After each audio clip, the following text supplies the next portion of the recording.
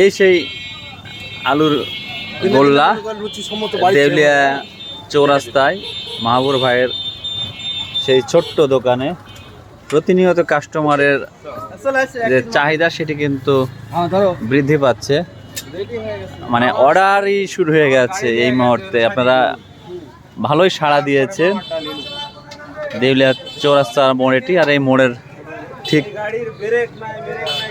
কাছেই মাহবুর ভাইয়ের এই ভাজা পোড়ার দোকান। আর এই দোকানে এইভাবে ধরেন মিষ্টি তৈরি করা হয়, আলুর গোল্লা। চমৎকার। আজকে কেমন বেচা বিক্রি হচ্ছে? আজকে বাজার কিন্তু খুব ভালো ভাই, যার মতো অর্ডারই করতেছে না? হ্যাঁ, প্রচুর বিপদ পড়েছে। বিপদে কেন পড়লেন?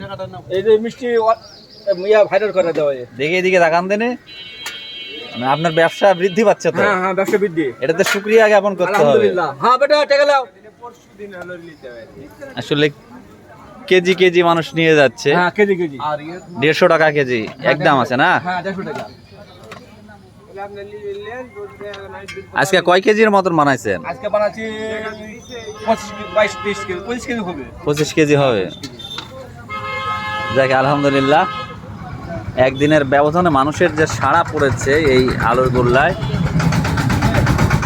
ক্রমে বৃদ্ধি পাবে আপনার এই ব্যবসা আশা করছি।